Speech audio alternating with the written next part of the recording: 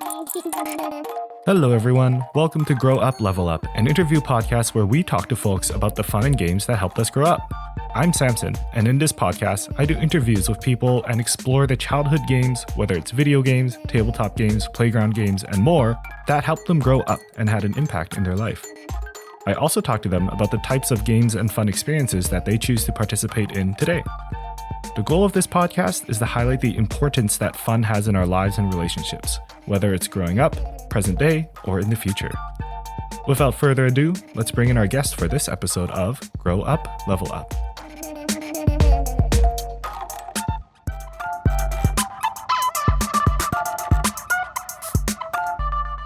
Hello, everybody. Welcome to another episode of Grow Up, Level Up, the podcast, where we talk to folks about the fun and games that help them grow up and the hobbies and fun and games that they choose to keep doing today. Before I introduce our esteemed guest once again, a little bit of housekeeping. Thank you for supporting me so far. As always, you can follow me on all the socials at Grow Up, Level Up and at Samson. Thank you for joining me on this project. As well, an exciting announcement, I'm going to set up a Discord server for this community that's going up. And that Discord server will be for announcements. It'll be for talking to maybe our guests. Maybe we'll join it. But if you want to be a part of that, click the link below and that will be ready for you. So without further ado, I'm going to introduce our guest because that's why you're here. So let's welcome our guest, Lynn. Hi. She is a dedicated content creator and event organizer for a for an organization called Man, I Love Fwogs. And if you don't know the acronym of that, it actually spells MILF. Mm-hmm. Man, I Love Fwogs. Yes. I you kind of popped up on my radar because I like silly stuff like that. It's really clever. It's really funny. Anyways, so Lynn found her passion in the gaming world. During the day, she helps young lives find their place in the world by teaching them all the necessary life skills. She works as a early childhood educator. So today, let's talk to Lynn about how she balances working with young kids to creating content online to organizing esports events. Without further ado, welcome, Lynn. Thank you. Yeah, there's an applause sound effect I like to do, but yeah, welcome. Thank you. Yeah, we've been trying to organize this for a while, so I'm so glad you're finally here. Thank you for having me. I appreciate it. Awesome. So icebreaker first, obviously. What did you bring today to the studio? I brought brown sugar milk tea and then also water, just in case. That's a good idea. Yeah. I think I left my water bottle outside, but we should be fine. Where'd you get the brown sugar milk tea from? From Fondway in Burnaby. Oh. So it's just like right by the Metrotown SkyTrain. Oh, okay. It's just like a little bubble tea / cafe place that's been around for a while, and they've been open throughout COVID, which is really nice. So yeah. Nice. Is that like one of the better bubble tea places? I feel like everybody has their. Well, I try not to go to like all the chains because I do want to support like other businesses that are trying to make it out there. Mm-hmm. But yeah.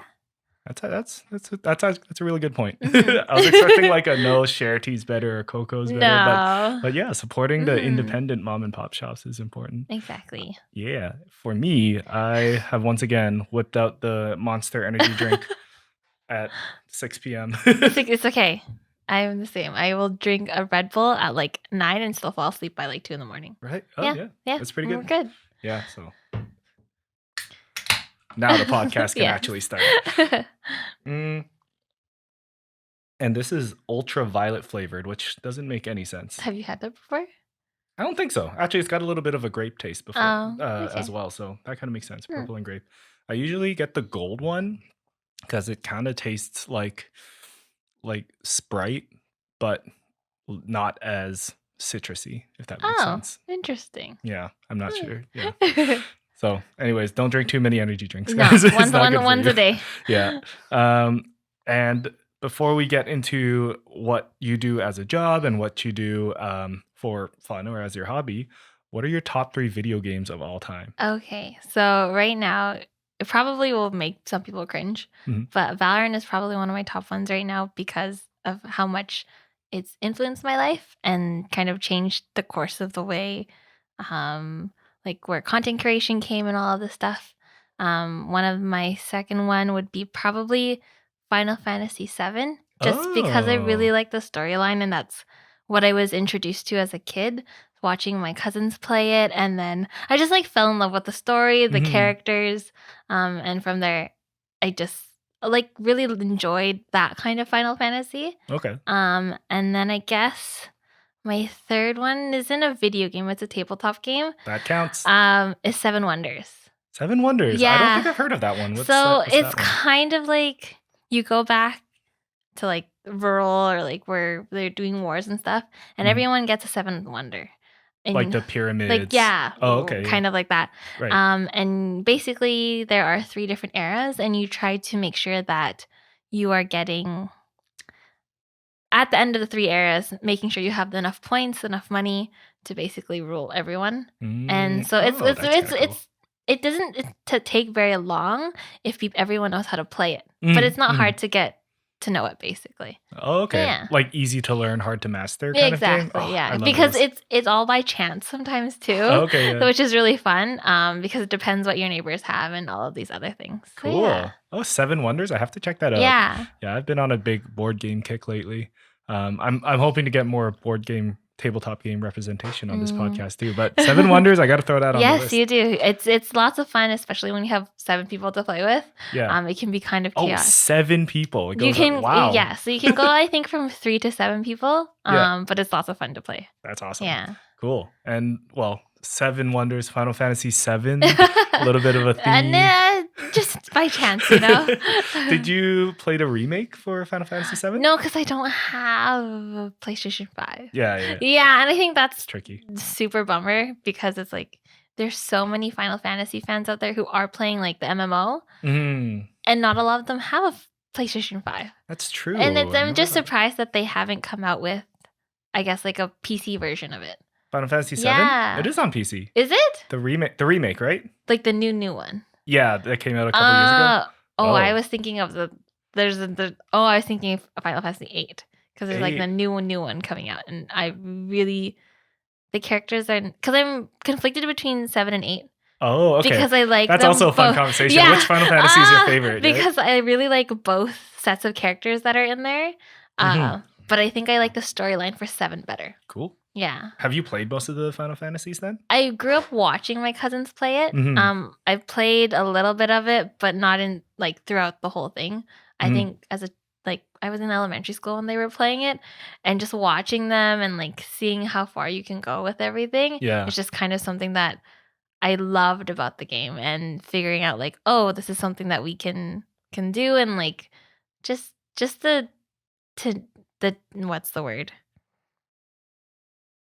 I guess the different changes that can happen throughout the game depending on Mhm. your choices. Oh, okay. Yeah, Yep. I think that's Yep. what I really enjoyed, and that's yeah. Yeah, that is really cool. The choose your own adventure kind of thing. Mhm. How you have an influence on the story. Yeah. Yeah. Okay. Cool. Yeah. I'm playing. I have a PlayStation 5 and I'm Yeah. playing through this 16. And I actually the only other Final Fantasy I played was one of the remakes on DS, Oh. like 3 or something. All They the had characters it are on cute. the DS. Oh, like It the was a really remake old of school. them. Yeah, Ah. of the ones that were even older. Yeah. And then I saw this new one and I like Game of Thrones and I heard Mhm. this one's Game of Thrones. I'm like, oh, this is like really cool. This is really fun. So I might have to check out 7 and all the older ones as well. Mhm. That's awesome. And Valorant. I'm sure we'll Yes. dive into that a little Yes. more in a bit. Because for context for everyone, man, I love FWOGs or MILF. It's a little more fun and easier Yes. to say. MILF is an esports organization that competes in Valorant. Mhm. And Valorant, for those who don't know, it's one of the most popular games in the world right now. Yes. It is a 5 versus 5 shooter where it's actually kind of slow and it's about planning and executing that plan. Yeah. And you play with 4 other people on your team. So 5 people on one team versus 5 people on another team. Mhm. It's got like big, it's got a big esports scene, like millions of people from all over the world come together to play it.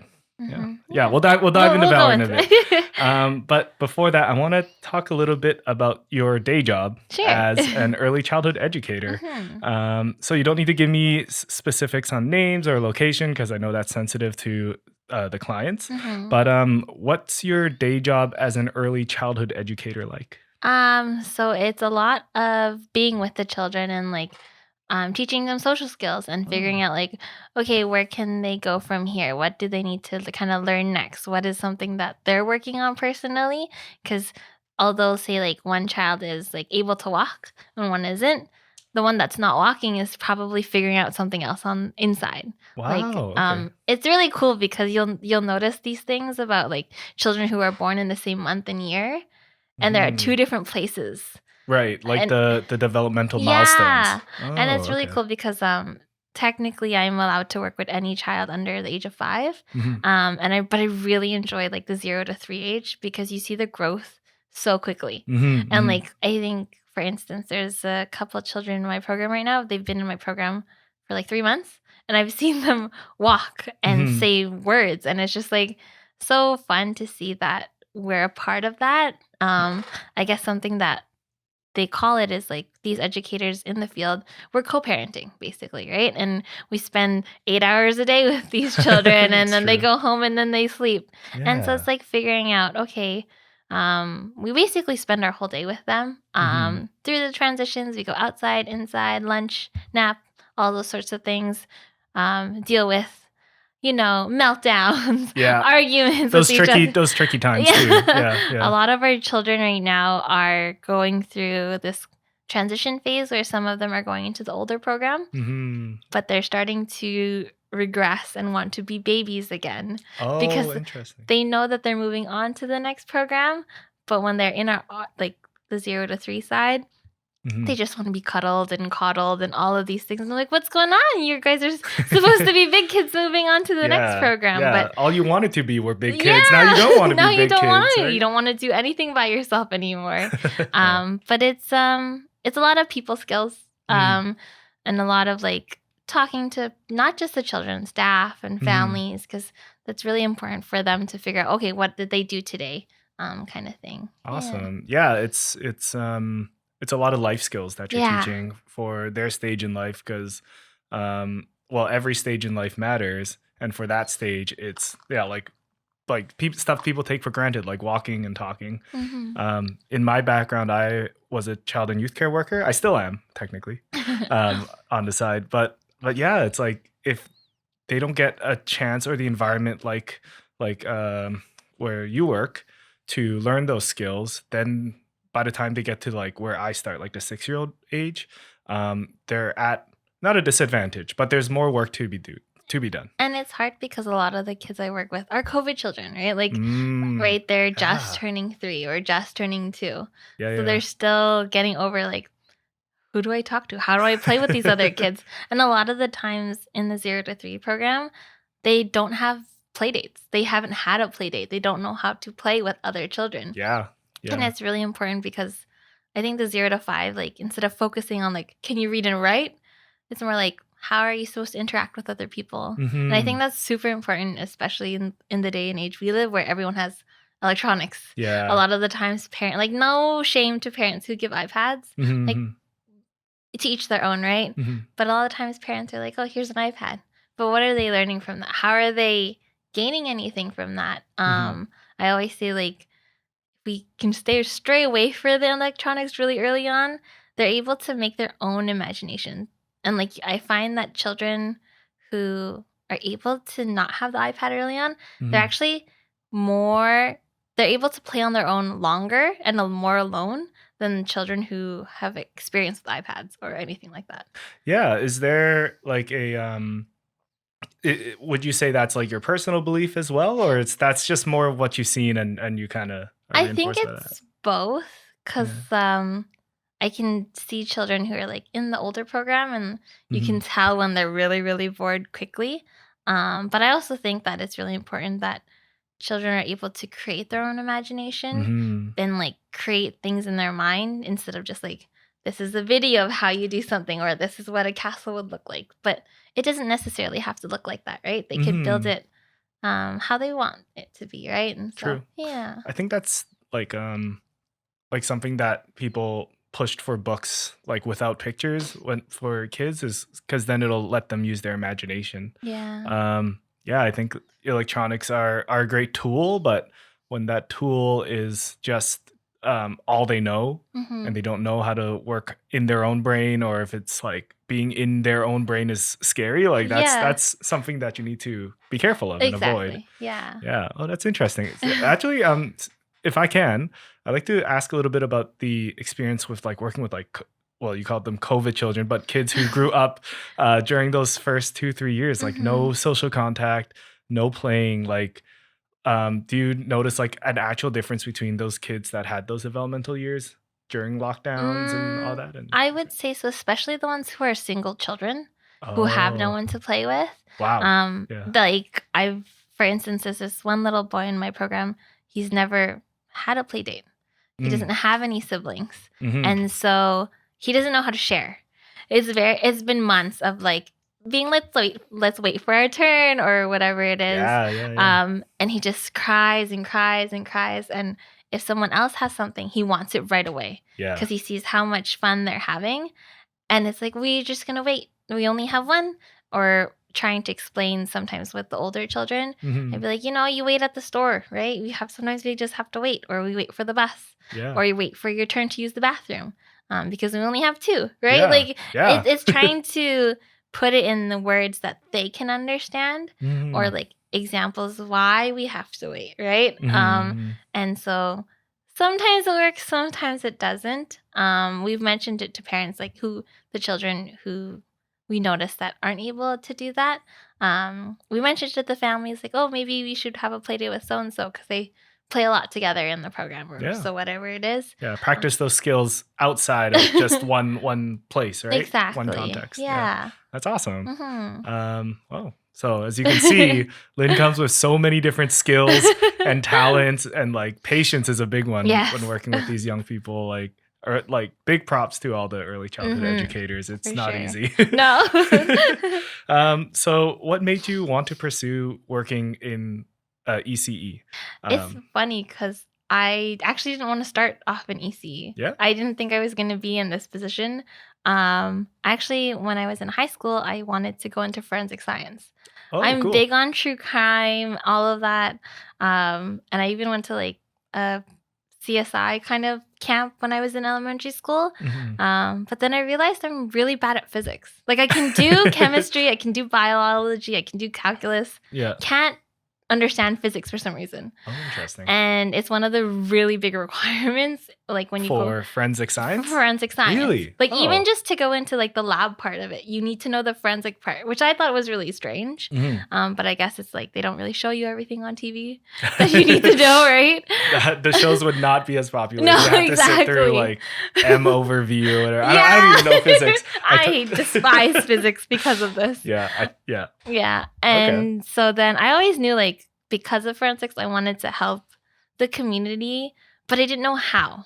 And so something that my cousin told me was like, volunteer, figure out what jobs are available without going into it in school because you're still going to waste your time, which was really something that I took to heart. And so I volunteered at a family drop-in place where new immigrant families could learn English, but drop Wow. off their children, and the childcare was basically free. Nice. Yeah. Wow, that's awesome. And so since I come from an immigrant family, I was like, oh, maybe this is something that I will, be super comfortable with. Mhm. Like talking to people who aren't super comfortable speaking English. And then when it happened, I volunteered for 2 months. And by the time my 2 months ended, the educators in the program were like, you should go into this field. And I was like, really? Like, it just feels like I'm looking after my cousins' kids, basically, or Yeah. aunt's kids. Yeah. And I didn't really know much about the field. And so I went to Langara and I was like, hey, Mhm. like, what is this about? And so I did a thing and I fell in love with it. Nice. And I was just like, it became super passionate about it. I went from like getting just my college degree to getting like the certain specifications, like your infant toddler license, and then working with children with special needs. Yeah. And then after that, one of my friends who did those with me was like, hey, we can get our degree. And I was like, what do you mean? And so we ended up getting our degree it was like an additional like a year and a half after Yeah. everything transferred. In early childhood education. So they call it Early Childhood Care and Education. Cool. So Yeah, yeah. ECCE, which is really cool. And so we ended up doing it. And I think because of that, I'm just so much more passionate about it and all of these other things because I know there's so much work to be done. Mhm. And you need educators who are going to be passionate about it.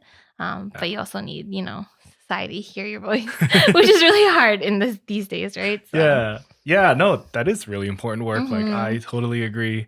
And having like people who are educated to do it Mm, like is also important. yeah, for sure. Um yeah. What are some like really proud moments you have working with kids? You kind of mentioned one where someone worked, but is there one that like sticks out to you with one of your kids you've worked with? One of my kids. I guess one of my proudest moments was um this was at my old job, Mhm. and this child, we didn't know at first because he was so young. You can't technically diagnose a child under the age of 3 or Mhm. even under the age of 5, and he just turned 3. Mom was worried about his words and all of these things and his focusing, and so we worked with her and like an outside organization that came in. And so I worked with him one on one, and I was just so proud of him because after I think a few months of just like reiterating things, showing him pictures of like what we do next. Mhm. I think at one point he had come to me and he goes, "All done." And so this is for those that don't know, this is all done in like sign language Yeah, or like for our for podcast children. listeners, Lynn is shaking her hands, almost like jazz hands, but Yeah. like just twice. Yeah, so it's just like all done. Yeah. And it was so nice to see that he did that because the educators in the program try to do it more often because a lot of the times body or sign language is a lot easier to express your feelings, and that's why a lot of the kids just have meltdowns, right? Because they don't Mm. have the words for it. And so seeing him do that after lunch, I was like, Mhm. "Oh, you're all done?" He's like, "Yeah." And I'm like, "Okay." And so I was like, I told mom, and she was so happy. And the fact that he had sat the entire time at lunch that day, and it was just like, it went up from there. And I think it was just because the entire team in that program made sure that, we were all on the same page of like Mhm. making sure that he had the reinforcement of it. And now I don't really know where he is now because I left to go do my degree. Yeah, But I'm sure he's fine because when we left, he was a lot more independent than when we started with him. that's a beautiful story. Yeah. It really does take a village. Like it wasn't just you, it was you and No. a team and a family. So like Mhm. that's really important. And yeah, I want to highlight like something that you brought up is for a lot of kids, no matter the age, actually for some adults too. Mm. Like they don't know how to express, they don't have the words to express their emotions, and that's kind of what social emotional learning is. Yeah. And by giving them the tools and the words, and by tools, those are like gestures and body language, like that can really help them express their what they're actually feeling and what they actually want Yeah. to overcome. It's so funny that you say that because Mhm. sometimes I laugh when like the child has like a meltdown and they're just like full on the ground. You're like, okay, well you have your meltdown. I will let you have your meltdown. Yeah. And I always think to myself, imagine if adults did what children did, where like you just like full on Yeah. scream because you're so not happy. Mhm. And then sometimes my friends are like, well, there are adults who do that, right? They're Right? like, Yeah. and I'm like, you're right. That's true. Yeah, I think a lot of like adults or anybody can benefit from a little bit of social emotional learning and learning those words and all that. Yes. It's a life skill. If Yes, you it don't really learn is. it when you're under like your care, like, maybe yeah, it doesn't go as planned later. Yeah. But you can always learn. The brain is always ready to learn. Yes. Um, what are some like rumors or assumptions you want to dispel about your Ah. job? So for early childhood educators, a lot of the times we're in preschools, we're in daycares, we're out of school care teachers from time to time, and a lot of people think we just play. Hmm. But it's not just playing. Like it's through our interactions with them and like guiding them like through their play when something bad happens, that they're actually learning something, or even through their play, for instance, when it comes to like building with blocks, they're learning balancing, they're learning, I need to have a stable base before I can go up higher. And that there's all these like little things that kind of start off that learning that will eventually lead them to do the bigger and greater things. Yeah. Mm-hmm. So it's not just changing diapers No. and doing coloring sheets 8 hours a day, right? Yeah, it's a lot about like what Samson had said was like social emotional, right? Like them figuring out, okay, why am I feeling this way and how do I deal with it? And I think that's really, really important. I always tell my kids it's okay to cry. Like you can cry. Let me know when you're done and then we can talk. Awesome. And a lot of the times they'll stop and when they're ready and then I'm like, oh, are you all done? Do you need a hug? Do you need some water? Anything like that, and then we talk about it. Like even though a lot of them don't have words under the age of 3, they can understand us so well. That's awesome. Especially when you have that really strong relationship. It makes a big difference, and I think that's why I went into the field because it was a book I had read or something where it was like it only takes one person to change a child's life, and that's it. You only need one positive person in that person's life, and it can make a huge difference. So that's kind of why I like the field so much. That's awesome. That's so honorable of you. Thank you. I'm hearing a couple things. One is in your job, you don't just let them, like you don't babysit them. We kind of joked about changing diapers, but you also let them get into conflict. Yes. Either with each other or with themselves. Like I call it on the playground, it's risky play. Yes. But the risk is controlled. So that's like something, because in life, you're not going to be babied. No. You're not going to be in the 0 to 3 and get swaddled.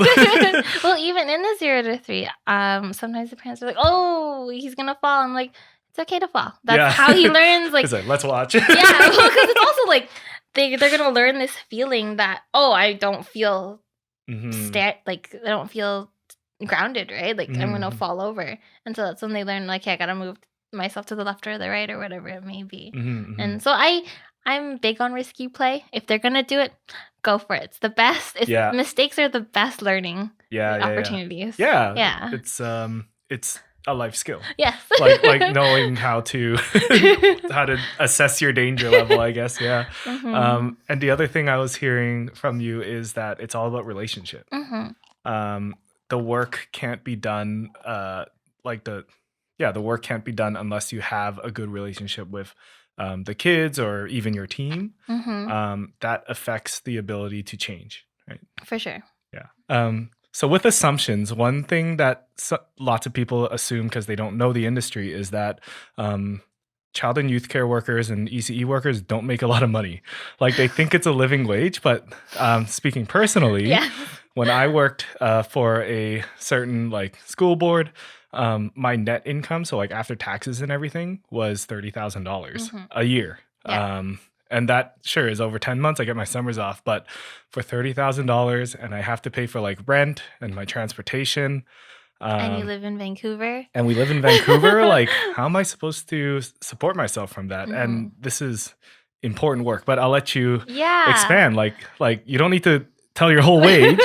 But how is it disproportionate to other jobs? Well, for instance, I don't know if people know, but early childhood education is now under the Ministry of Education in general, and with the hopes that educators can get a living wage. But in reality, you live in Vancouver, one of the most expensive cities in the world, where we don't get paid much. We probably. It's also, I think, this rumor where they consider us not a career. It's just a job.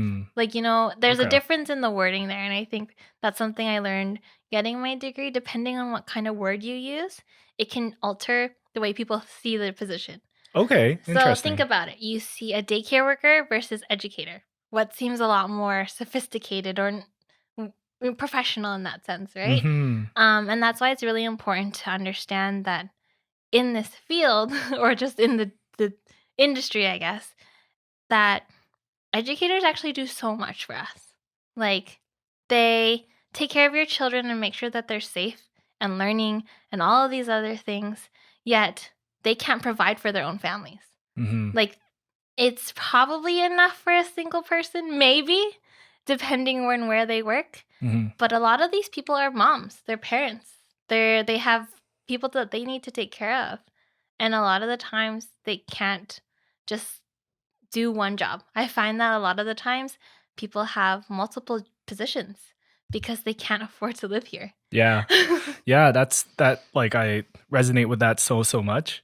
Cuz like the one job that takes you from say like 9 a.m. to 5 p.m. like doesn't give you enough money to live in Vancouver. So you end up living farther and then like even that costs money to get to work. Exactly. So it's not really sustainable No. for the people who grand scheme of things like are bringing up the next generation. It's an essential job and it's Yeah. still not enough. Well, it's funny you say essential job because throughout COVID, these people still needed to work, yet their wages were not increased compared to nurses whose wages were super increased during COVID. Maybe not super, but they were at least increased during that period where it was so stressful for them.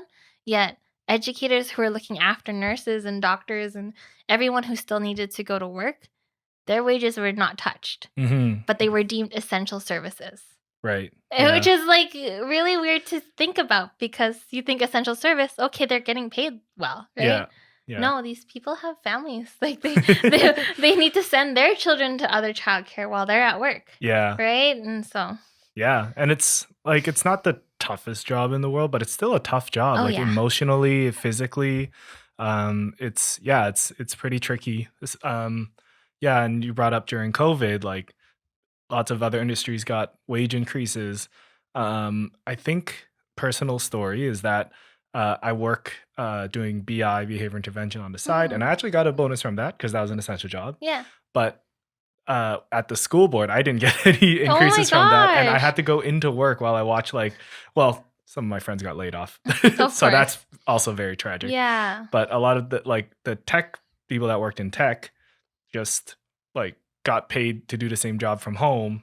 Well, got paid more than like my job had to go in. Exactly. So It's yeah. just interesting because it's like if the government's going to call it an essential service, why aren't those people working in those services getting paid to properly be able to live comfortably in the city? Yeah, live close to their own work. Yeah. And it's a small drop in the bucket in the grand scheme of things, but come on. It's like, come on. If we, Yeah. like, for instance, if there's no childcare, who's going to work? True. You're going to stay home and look after your children until they can go to kindergarten. Like, maybe that is the meaning of life, you know? You just like, if we made everything cheaper and then you could just stay at home and watch your kids instead of having to work another but job. everything's going up now, right? So you Yeah. can't really do that anymore. Yeah, it's pretty tricky. Like, do you think the solution is just more wage or maybe like more flexible hours kind of thing? I think it's a combination of better wage, but also finding a way to make the education part to become an ECE a lot easier. Because I'm okay. finding a lot of the times people have just they're called ECEAs, so they're assistants to the educators. And they only have like maybe a couple classes, and that's it. And they can work, but they can't open or close the program. Or be alone with the children, basically. Right. And a lot of times I ask them, like, why don't you go get your full ECE or all these things? Well, I have children. I have another job. Or by the time I go home, I have to cook and clean, all of these other things. And I totally get it. Like that's fair. And I'm lucky enough that I don't have to do that. But at the end of the day, it's like you want qualified, trained, and really passionate people in these fields, yet there's no opportunity for them to grow, like educationally, I guess. Yeah. Best way to put it. No, I'm glad you brought that up. Is like there are tons of people with the passion, but like they end up not going towards the passion because it costs money to drive that passion. Like the education part you mentioned, even in a regular school board in the mainstream, it's like you have to. If you want to be a teacher, you got to get a degree. If you want to teach at a higher wage, you got to get another degree. Yeah. If you want to like be a counselor or principal, it's like a master's or something. Yeah. And So it's just hard. it's very gated like that. It's really, really weird. Oh, I could talk about this forever because I did my my graduating project on this and how we need to change education. Oh, Okay. I could talk to you about it forever. Give us like the shortened version. So the shortened version is that we need to change the system in order to make to go to a place where it actually benefits everybody. Okay. Right now, from what I learned and what I understand is the way school is structured, like traditional school, it's structured in a way to recreate the system over and over and over again, Hmm. where we're fed the same sorts of information only through one process. Mm-hmm. And Mm-hmm. it's not really accessible to everybody. And Right. it sucks because we want to have everyone to have education and have everyone to be able to know that there's more than one story, Mm-hmm. but we're not given that opportunity in traditional education. Yeah, it's well, the whole way it's set up, yeah, is like you do this test to get the grade. And even though like we're kind of leaning away from that or people are understanding like that system kind of sucks, like Yeah. for the entire world, 99% of the world, that is the way you get a job and you make a means to live. Yeah. But yeah, there are people out there that go into jobs that aren't graded on a letter grade level, I Yeah. guess, is what I'm trying to say. Mhm. And yeah, those people don't get the chance to succeed. It's gated by getting your master's, paying money to do that. So yeah, it kind Yeah. of it sucks. It sucks. But, at least you guys know now, right? Yeah, So yeah, yeah. Listeners, thank you for listening to our rant, I guess. What's like one action thing you would want our listeners to do? One action thing, Yeah. I think I think talking to other people about education in general, because Hmm. I think we take it for granted, and that's why we are stuck in this way of being, in a sense, where we just keep going to school because that's what the norm is, right? Like we go to school in the same way we did 50 years ago. Hmm. And times have changed and things don't have to be told by a single story. Yeah. Right? It can be multiple versions of it. Yeah, like you don't have to learn from a classroom anymore. Like No. people learn so much from like YouTube and reading books and listening to podcasts. Yes, and like hands-on experience is so important now. Like Yeah. I feel like people misunderstand that sure you can have the book smart, but Hmm. if you can't put that into practice, Hmm. what good is it? Yeah. Yeah, that's true. Mhm. I think like and we don't want to minimize school. Like everybody No. learns differently, Yes. right? Like but for a lot of people out there, it's like making that living wage is kind of gated by education and that only services one type of learning style. Exactly. Um, but anyways, increase the wages of our Please. educators. They are taking care of your future Yeah. generation, your future prime ministers. Yeah. And they want to do it is the crazy Mhm. thing. It's just they can't do it fully to their best ability because they can't have their basic needs met. And a lot of the times, because of the low wages, we get a lot of turnover, we get a lot of burnout, Hmm. people leaving the field. And Mm, like I hmm. found that there's people who join the field and like 2 years later they quit. They decide to go Wow. somewhere else. I know a girl who I used to work with in the field and now she's a flight attendant.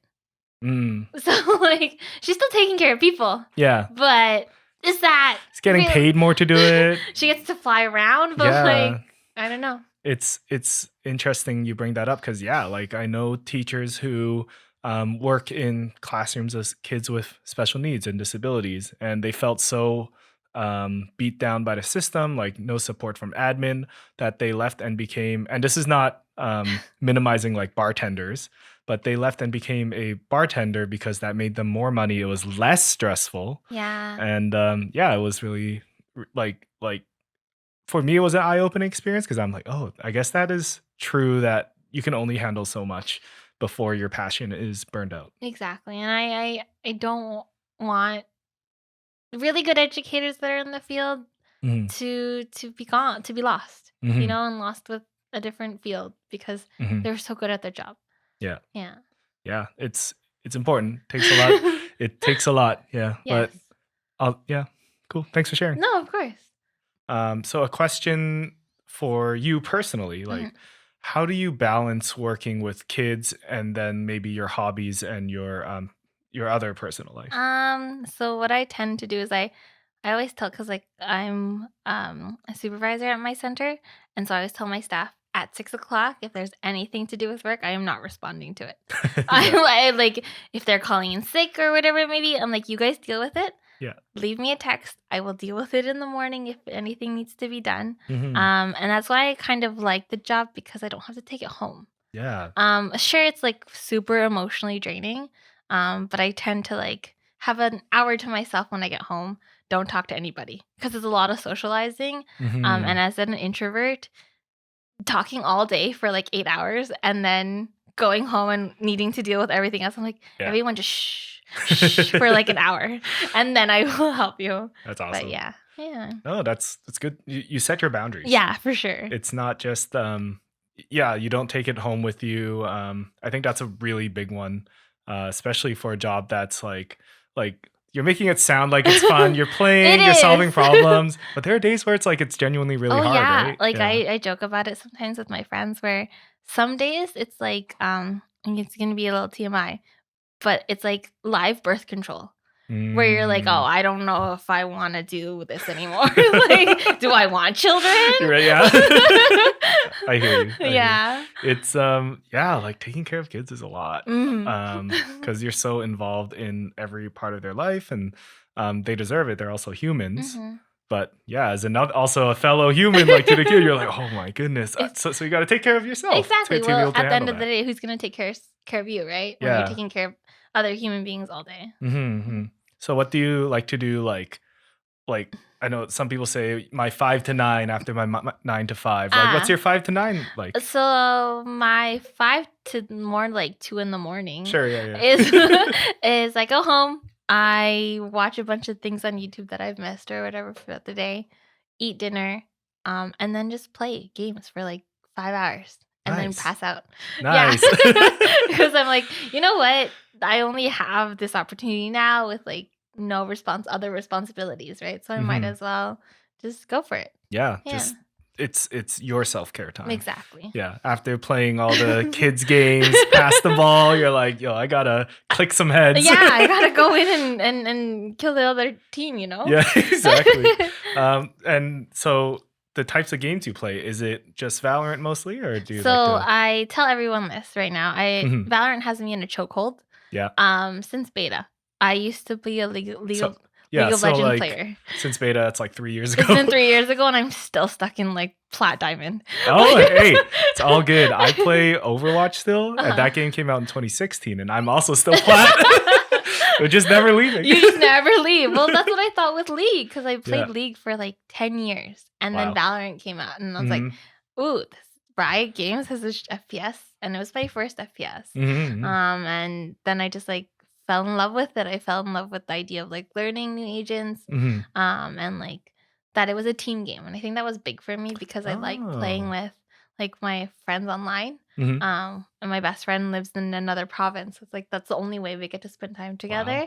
And the fact that we both play games is huge.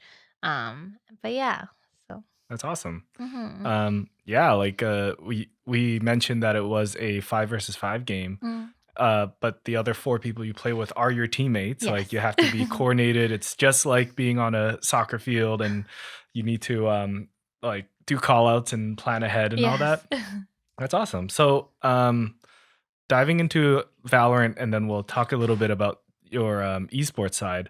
Um with Valorant, like, do you find you're more attracted to it because it's a social experience, or there's something about the actual core game, like Mm, outsmarting the enemy team? There's a lot of aiming, like the guns, the aesthetic. mm. Like, what draws you to it the most, I guess? I think it's a combination of those things. Sure, yeah.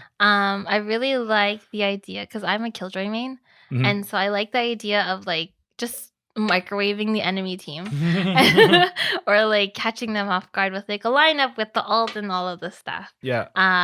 But I also found that because I streamed Valorant during beta, I Mm. love playing in a duo or a trio and befriending the randoms.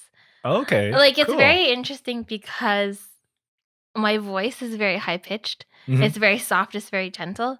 And so sometimes the reactions I get are like interesting, but Oh. like In a good way or in a bad it way? depends. Like Sure, okay. depends on the person, right?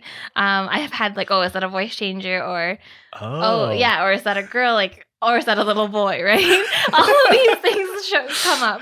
Can't it just be like a normal woman? That's what Yes, I'm relax. saying. Like, girls can play games. That's what I'm saying. And like sometimes my friends joke, they're like, well, they've never heard a woman's voice. And I was like, whoa, that's kind of toxic.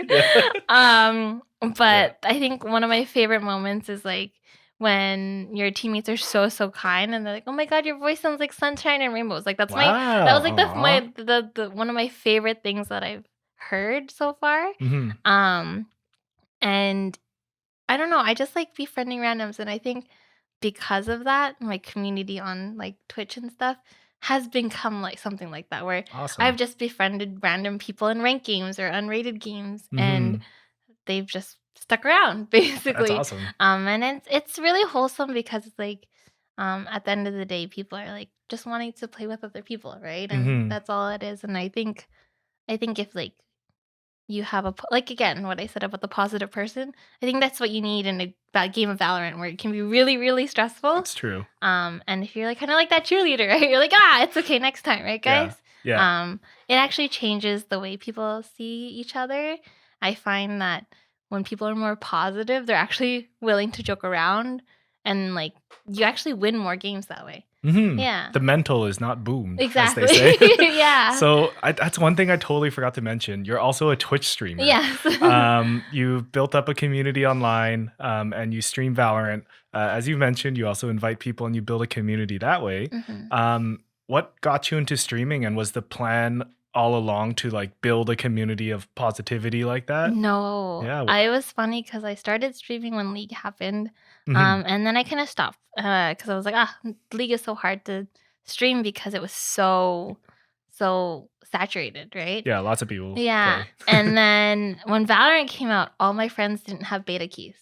And so I streamed it so they could get beta keys. Yeah. It was like a ripple effect. A little bit of context. It was actually quite interesting how they did it. So when as Valorant was coming out, you couldn't play the game unless you watched someone else play it, and then Twitch, like the streaming service, will randomly give you one. So it kind of incentivized people to like go watch the game, see what's going on, so that they can play themselves. So that's you were the supplier. Yes, I was the supplier, and then all my friends ended up playing, and then we just ended up just streaming the games. And then I don't know what happened, but we started befriending randoms in games and stuff like that, or other people would join the server and stuff like that. And from there, it kind of just blew up. And then I knew that I wanted to do something for my community, because a lot of them were like, I don't have anyone to play with. You have so many friends to play with. And I was like, well, it was just these people that I had befriended during COVID, right? And all of these people that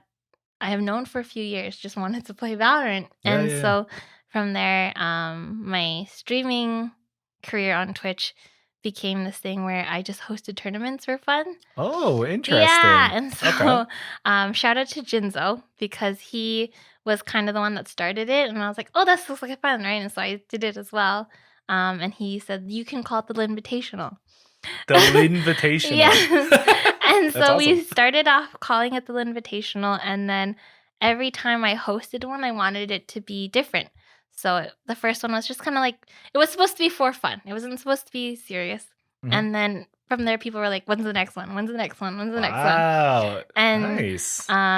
We had like a all-female and non-binary one. We had like a Christmas theme one. We had, I think my favorite so far has been like the golden under. And what does that mean? So we had players who were golden under. Oh, gold and under. Yeah. Oh, okay. And then I had 6 immortal players be their coaches. Oh, interesting. And it was a draft pick. So the coaches got to know what ranks, what agents they play, all of these things. And from there, they drafted their teams and tried to get them to be better. And it was really cool because we saw like people who were like in silver go to diamond before the tournament even started. Oh, just because they were learning from someone better. Yeah. Nice. And it was just so nice to see that like they were supporting each other and like learning new things and stuff like that. That's awesome. And all these folks that came to the Invitational, they're all from like you meeting people naturally by playing the game or being on Twitch? Yeah, exactly. That's awesome. The most recent one, we called it the LCT. So it was the Invitational Championship Tournament. Nice. And it was like 3 months long of like... 3 months? So I Wow. wanted to try something like VCT inspired. Yeah. To see Yeah, like a whole circuit. like a whole thing, and it was so intense. I think Yeah. I got burnt out because of how much work it was. Yeah. And then from there, it was just I just haven't done one in a really long time. Oh, well, seems like you've done a lot. I have. So that was from my, then. I think last Christmas. That was my 6th one. Wow, nice. Yeah. That's cool. Mhm. That's really exciting. Yeah. Like you're using the talents that you have that you maybe picked up from work or that you're naturally good at Mhm. to bring it to not just like kids, to a whole other community Yeah. of people that might not be able to have this opportunity to play competitively And it's like funny that. because I call my community the daycare Aw. because of my career. So Yes, yeah, they're like, nice. Teacher Lynn, what are we doing today? And I'm like, I don't know what we're doing on stream, guys.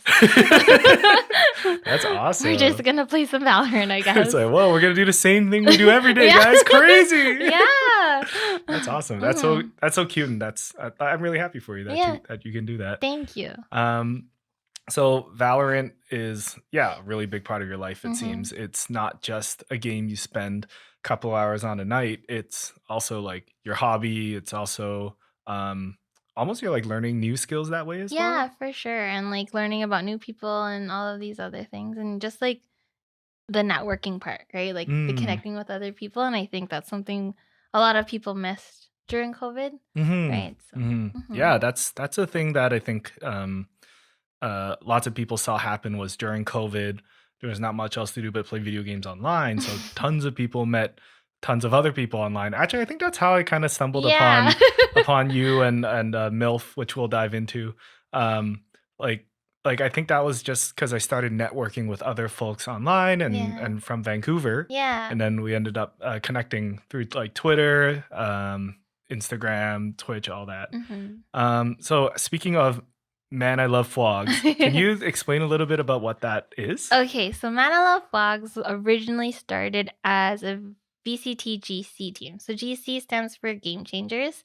That's for the female and non-binary group of people. That is separate from the original VCT. Yeah. Yeah. It's like the like in the NBA, there's also Yeah. the WNBA. It's a protected class of league. Mhm. So this team started to try to get into that that circuit, that tournament. Yeah. And then I don't really know. I just know it was Katie, so Dinos Val. Mhm. She's the kind of the one that put her and her friends together to play. And when GC came out, VCT GC came out, they were big. Like everyone loved Oh. them. They loved the acronym. Yeah, And all of this. It was just like so funny to see. And yeah, from there, they're currently on a hiatus right now, so we're not in the Mhm. GC scene right now, but we do Mhm. have a bunch of content creators, and we've kind of swayed to content right now. I'm hoping we can get back our GC team, Yeah. because I really want jerseys. Oh, that'd be so fun. I'll throw some pictures up on the video version of the podcast, but the branding for MILF is so good. Yeah. It's like a cute little frog. His and name is Franklin. Franklin. Yes.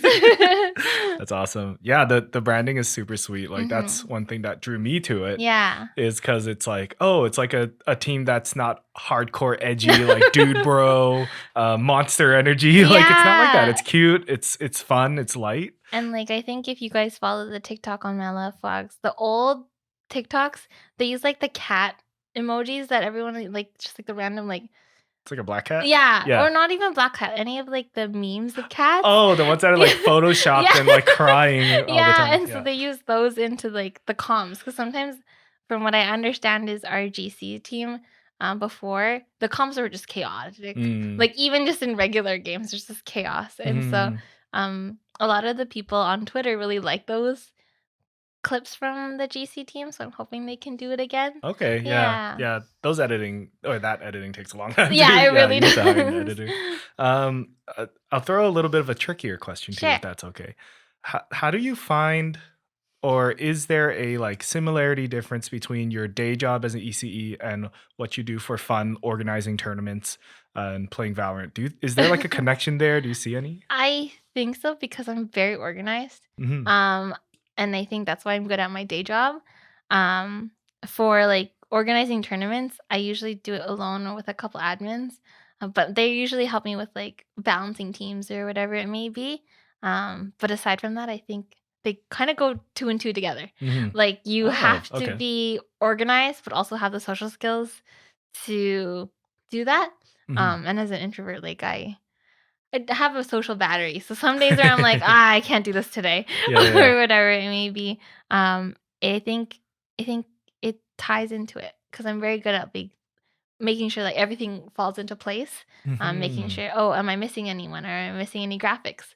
It kind of goes back at work. It's like, okay, do I have everything I need to go Yeah. outside? Does Does everyone have their diaper changed or whatever it may be? everyone, does Bobby have his snacks? Exactly. Does I can't think of another name. Julie have her apples or something? Yeah, Yeah. exactly. Okay. And it's just like it's just natural. It comes naturally to me, and I think that's why Awesome.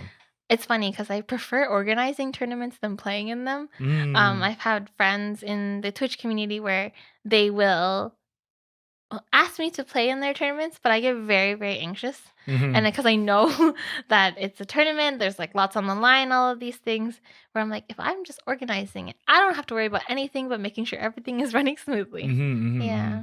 Do you find there's a lot of con like toxicity is a big thing in competitive games like this? Yes. Like people get mad and because you're over the internet, they'll say like really bad stuff to each other, Yes. uh, like to their faces. So do you find that the skills that you have conflict resolving at work helps with the gaming side at It all? depends what kind of people you're talking to Oh, interesting. online. Okay.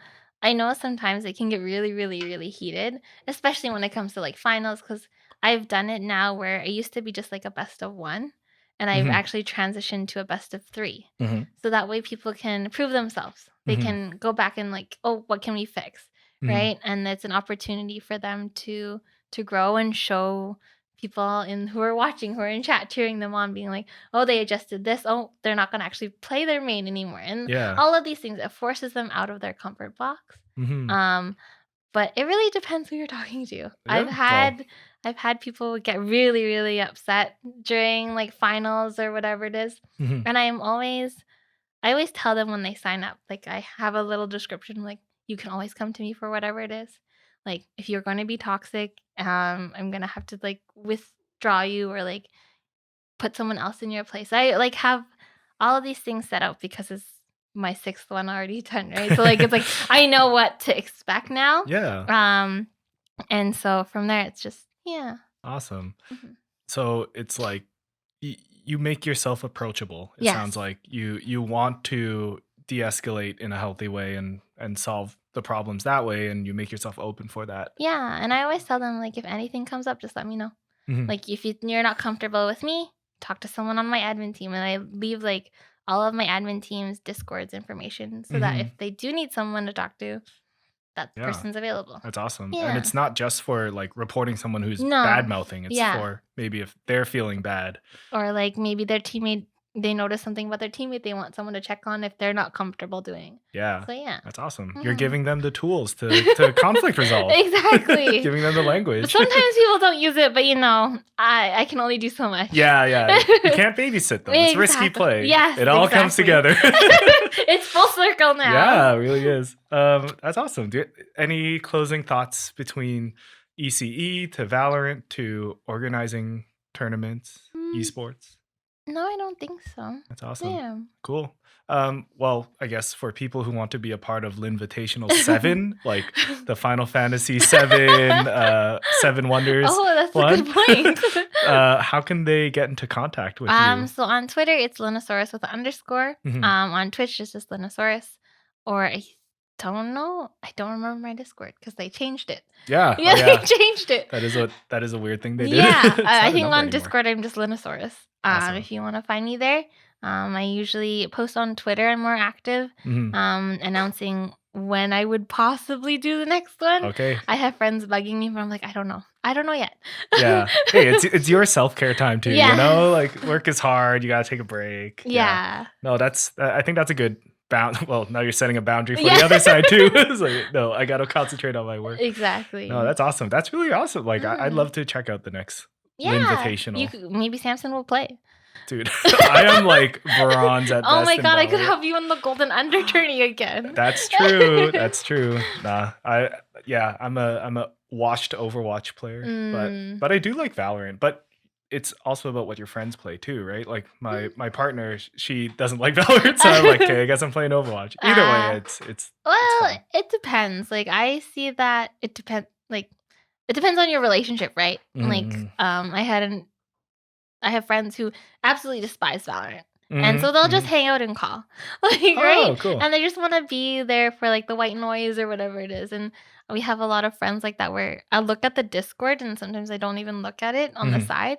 And all of a sudden there's like 10 people in the call. And I was like, where did you all Wow. come from? Yeah. Because I'm not even paying attention to what's going on. Because like some of them will just sit there and just listen to us calm to each other of what's Yeah. going on. That's a interesting gamer thing Yeah. that I think other industries like don't know. Like I have a lot of friends that work in child and youth care still, Yeah. right?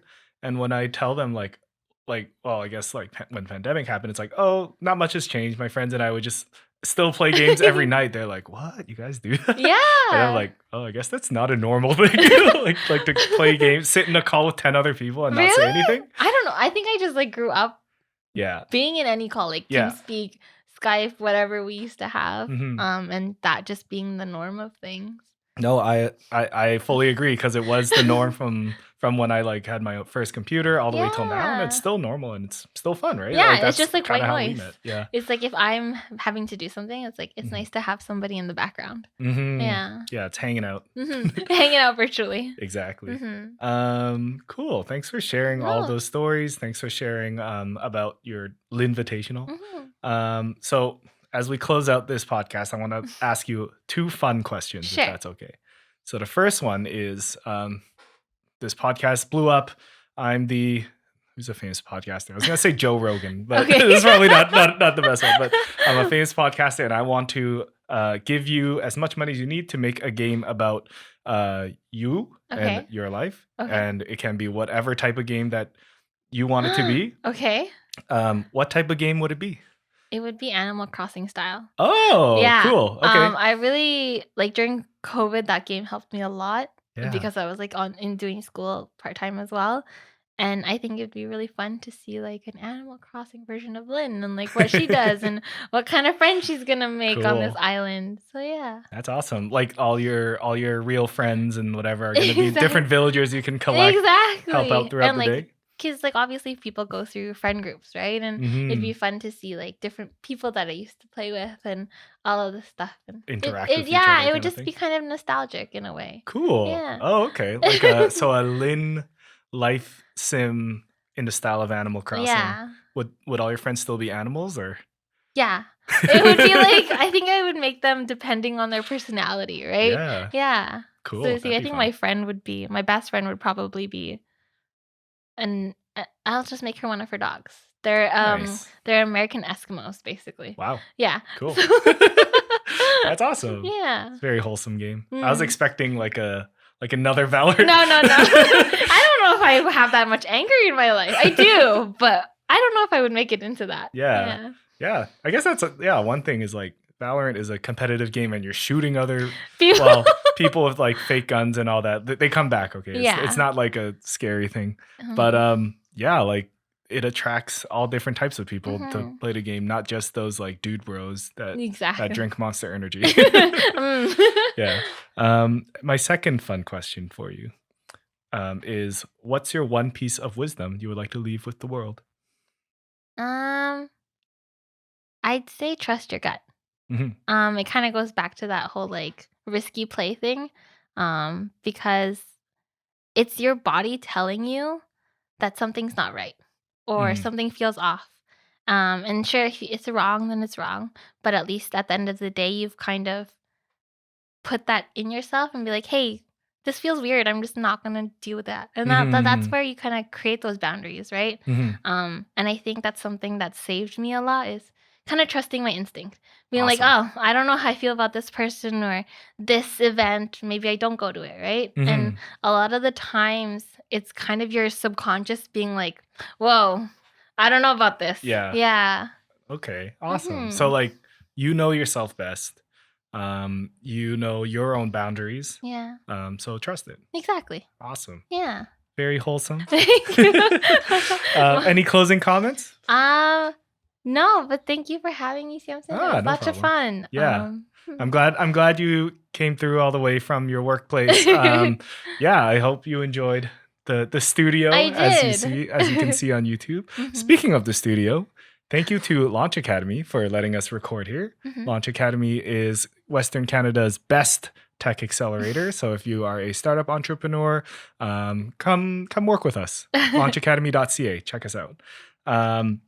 So Lynn, for you, if people want to get into contact with you, how can they do that? You kind of mentioned it earlier, Yeah. but you can say it again. So on Twitch and Twitter, it's Linnosaurus. I'm sure Samson will put it somewhere. Description below. With the underscore on Twitter. But yeah, I'm mainly active on Twitch and Twitter. Twitter, I'm on all the time. So yeah. What are your streaming times if people want to catch your streams? So I've been on a hiatus. Right. But I'm trying to get back into once a week, which I haven't been doing. But I'm hoping Fridays would be a thing or like a Saturday. But right now I'm sporadic. So if you catch me, you catch me. Ooh, so that's why you gotta follow Lynn on Twitter so that you can catch her live. Exactly. I usually post on Twitter. So. Awesome. Cool. Great. And yeah, if you're listening, please leave a comment on what you thought. Leave a rating on Apple Podcasts, Google Podcasts, everywhere that you can of how you felt with the episode. If you have feedback or you want to say hi to me, I'm at SamsonXP on Twitter, Instagram, on Threads now. Oh, yeah. It's like another thing to post on. I'm like, I don't even have that yet. No, it's no big. Just stick to the other ones. Threads, Instagram, LinkedIn. So if you want to get into contact with me on any of those at SamsonXP, please leave a comment on YouTube if I didn't already say that. And yeah, if you liked what you heard, please consider subscribing on YouTube and Spotify. It really helps me out. Thank you for joining me, and it has been our pleasure to serve you.